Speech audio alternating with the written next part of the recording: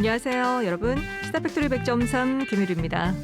코로나19 확진자 수가 715명을 넘어섰습니다. 우려하던 4차 대유행이 현실화되고 있는 상황인데요. 특히 코로나19 극복의 열쇠가 될 거라고 믿었던 이 백신 접종마저 최근 부작용 사례가 이어지면서 불안감은 점점 더 커지고 있습니다. 시민의 안전과 건강을 최우선으로 놓고 코로나19 위기를 함께 극복하기 위해서 모두가 힘을 합쳐야 할 지금, 쏟아져 나오는 가짜 뉴스와 백신 접종을 정쟁의 도구로 일삼는 정치권의 모습은 우리를 더욱더 지치게 만듭니다.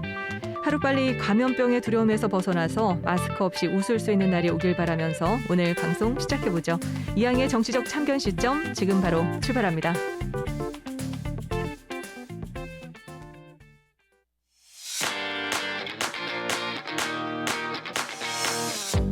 지금 여러분은 퇴근길을 책임지는 시사팩토리 100.3을 듣고 계십니다. 저는 정치팩토리 SE 진행자 강승복입니다. 동남권 정치 전문 방송 정치팩토리는 매주 수요일 저녁 7시 팟캐스트와 유튜브로 송출되고 있습니다.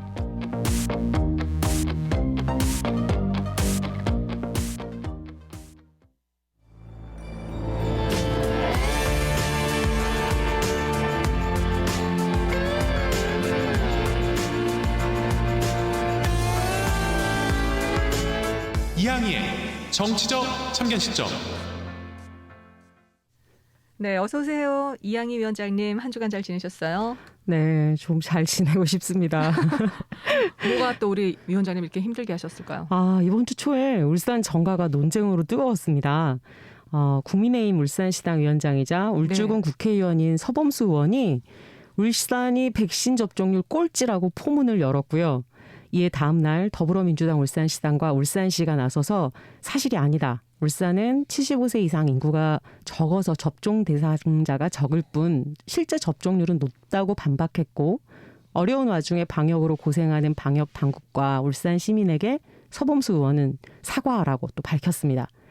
여기에 또다시 국민의힘 울산시당이 나서서 방역 실패에 대한 반성은 없고 적반하장이라며 전면 비판했습니다.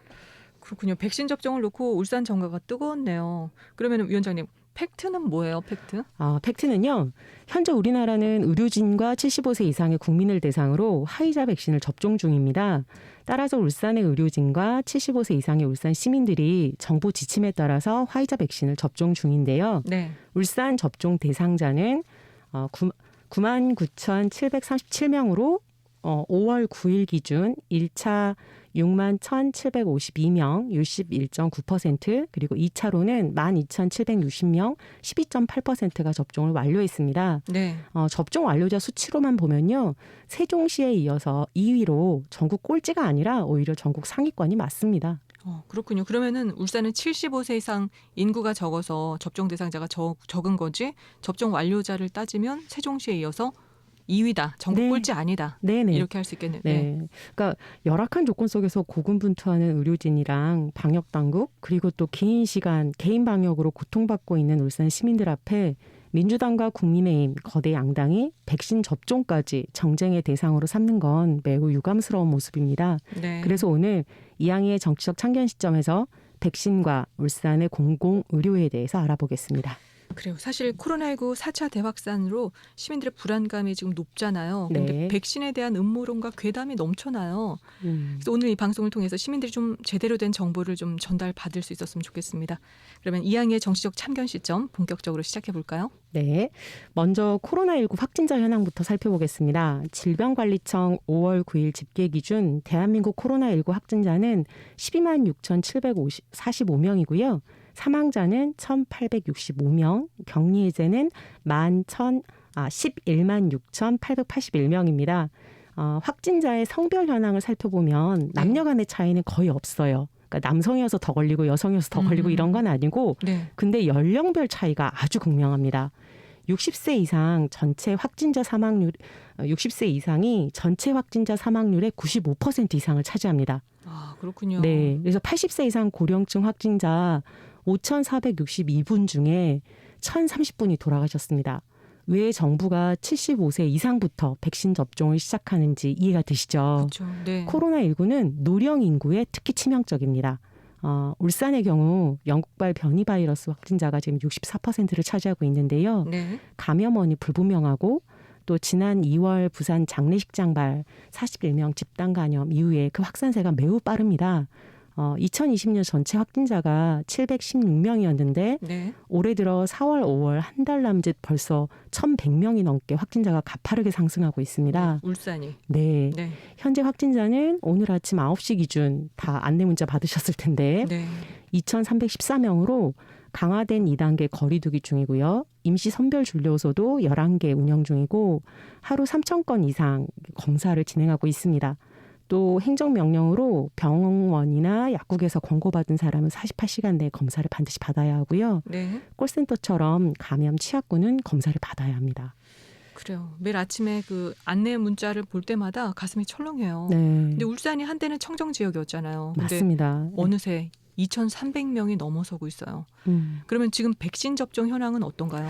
네, 앞서 말씀드린 것처럼 의료 종사자랑 주민등록상 1946년 12월 31일 이전 출생자 네. 그래서 75세 이상의 울산 시민을 대상으로 화이자 백신 접종 중인데요. 대상자는 지자체에서 개별 연락을 취하고 있고 구별 예방 접종센터에서 진행합니다. 중구 동천체육관이고요. 남구는 구민체육센터, 동구는 전하체육관, 북구는 오투베일리 복지센터, 울주구는 군민체육센터와 남부 통합보건지소에서 진행하고 있습니다. 네. 오늘이죠. 13일부터는 1961년생 60세 이상의 울산 시민과 어린이집, 유치원, 초등 1, 2학년 교사 등도 백신 접종 예약을 할 수 있고요. 안내에 따라 동별 지정 의료기관에서 네. 아스트라제네카 백신 접종을 진행할 예정입니다. 그렇군요. 현재는 의료진과 75세 이상의 시민들만 접종을 하고 있네요. 그렇죠? 네, 그러면 백신 접종에 대한 이야기도 좀 해보죠, 우리가. 네네. 백신 종류.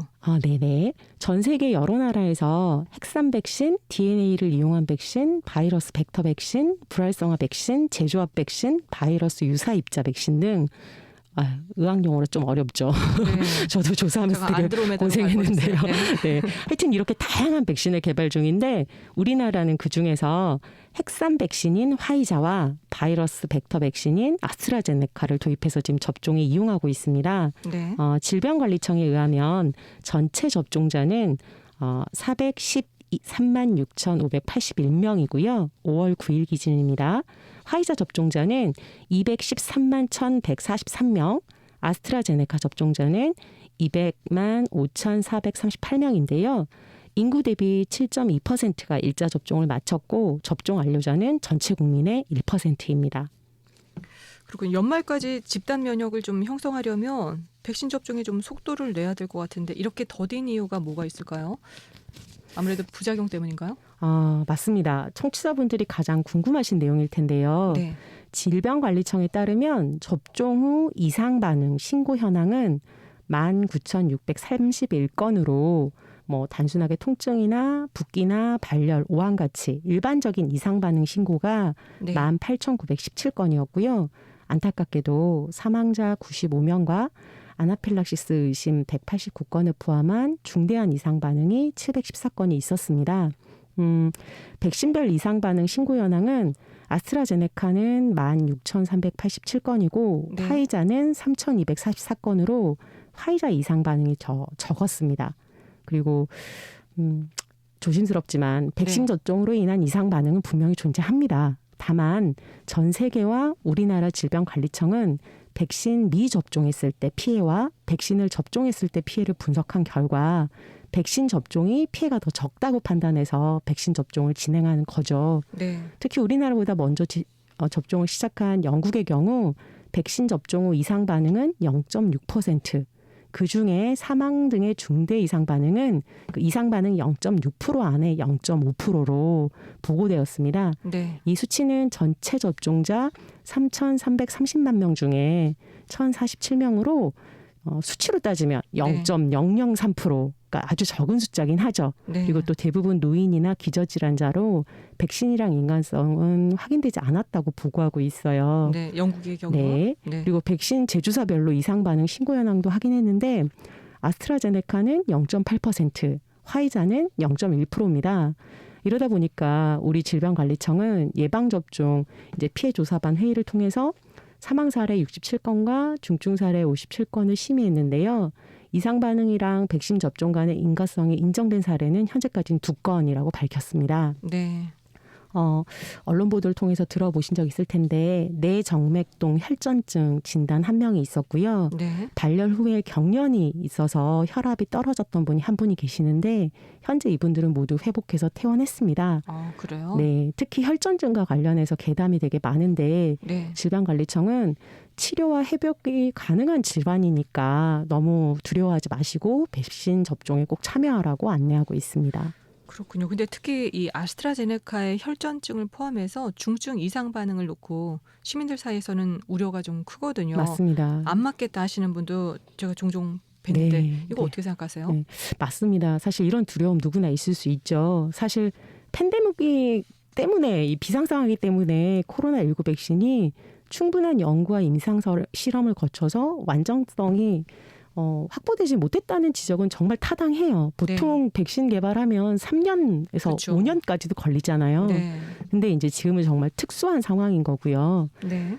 질병관리청은 희귀혈전증에 대한 아스트라제네카 접종 시 이득과 위험을 비교하는 연구를 진행했다고 해요. 코로나19 예방접종 관련 혈액응고장애 자문단이라는 데서 의뢰해서 이 연구를 진행했는데 우리 국민이 전체가 다 아스트라제네카 접종을 했다고 가정하고 네. 희귀혈전증 발생률을 조사했는데요.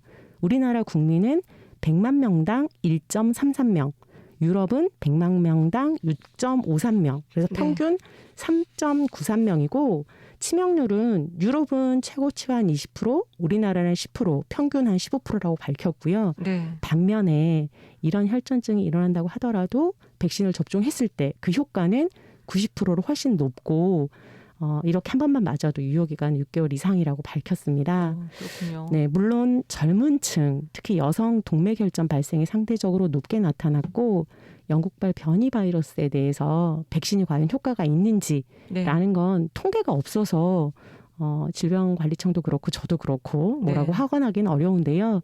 현재까지 혈소판 감소성 혈전증은 국내 발생은 아직 없습니다. 그리고 그래요? 네, 특히 연령별로 이익과 위험을 비교했을 때, 그러니까 이 백신 접종과 관련했을 때 20대는 비슷해요. 위험과 이익이 비슷하고, 네, 30대는 이익이 될 가능성이 좀 있고, 40대 이상부터는 명백하게 이익이 높아요. 그래서 40대, 50대, 70대 나이가 들수록 훨씬 이익이 높은 걸로 그래서 장년층과 노령층은 백신 예방 접종이 중요하고 꼭 필요하다라고 얘기하고 있습니다. 네, 40대 이상의 백신 효과는 높은 거네요. 네, 맞습니다. 근데 우리 정부의 이 백신 확보는 충분한 상황인가요? 어떤가요? 이게 뭐 자신할 수 있는 상황은 아닌 것 같고요. 네. 근데 이제 정부의 백신 도입 로드맵에 따르면 6월 말까지 12,000만 명 접종을 완료할 거고 9월에는 1,200만 명이네요. 제가 숫자에 약해서 이거 9월에는 이제 3,600만 명 접종을 완료해서 대한민국 전체 인구의 한 1.9배 그리고 접종 목표인 3,600만 명의 2.75배 이제 대한민국 전체 인구인 5천만의 2배 정도의 백신 양을 확보한다는 계획이에요. 네, 네, 계획이고요. 아스트라제네카와 화이자는 현재 1,420만 개로 확보했고요. 네. 노바백스, 모더나, 얀센 같은 이 백신 공급사랑 공급 일정을 협의 중이긴 하지만 271만 개의 물량 자체는 확보했다고 정부가 발표하고 있습니다. 그래요. 그러면 이제 백신 접종 방법을 좀 알아볼까요? 75세 이상과 의료진은요. 구별로 예방접종센터에서 진행을 하는 거잖아요. 근데 네. 일반 시민들을 위한 좀 자세한 안내가 필요할 것 같아요. 네, 현재 의료진과 노인시설 입소자 75세 이상 국민의 백신 접종이 진행되고 있습니다.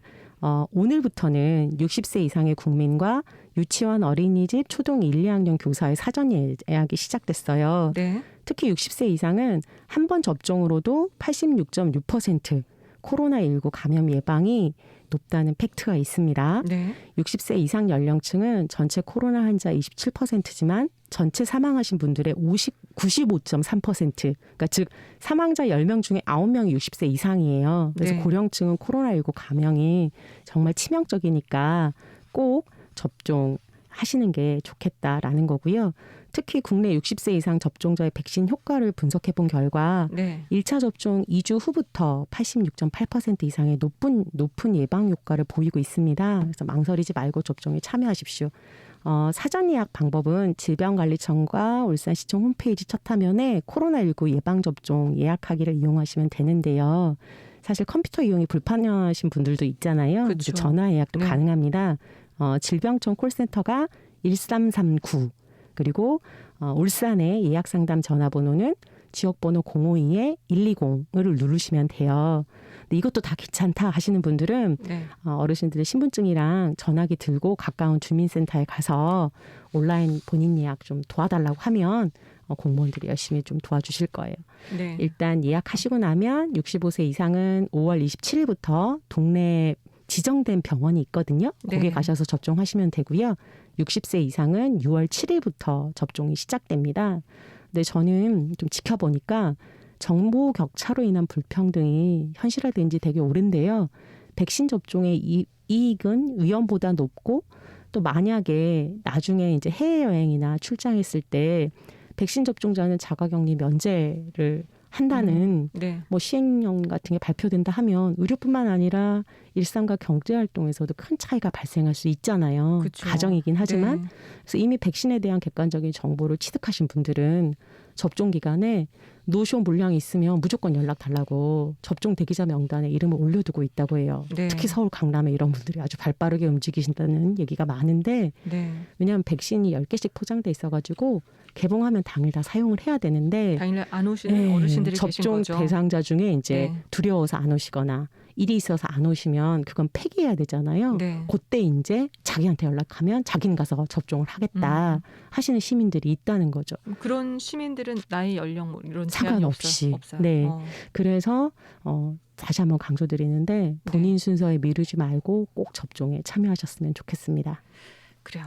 이한희 위원장님. 그런데 영국발 변이 바이러스도 있고 백신 접종은 사실 치료제는 아니잖아요. 그죠? 맞습니다. 네. 그럼 감염병에 대한 근본적인 대책이 뭐 가능할까요? 네, 자연스럽게 이제 두 번째 얘기 좀 해볼까요? 제가 작년 연말에 12월 31일 날 네. 이양희의 정치공장에서 이게 다뤘더라고요. 울산의 공공의료 현실에 대해서 얘기했는데 벌써 이제 5개월 정도가 지났잖아요. 네. 그간에 몇 가지 변화가 있었습니다. 실제로 국내 전체 의료기관 중에 공공병원이 차지하는 비율은 5.5%밖에 안 돼요. 네. 병상수는 9.7%. 사실 OECD 평균은 70이거든요. 우리나라 OECD 되게 좋아하는데 네. 차이가 너무 크죠. 그러니까 대한민국의 공공의료 현실이 진짜요? 정말 취약해요. 네. 70%가 평균인데 우리가 9.7%라고요. 네네. 이게 병상수가. 네네. 그런데 네. 코로나19 감염자의 77.7%를 또 이 공공병원이 다 전담해서 치료는 했어요. 네.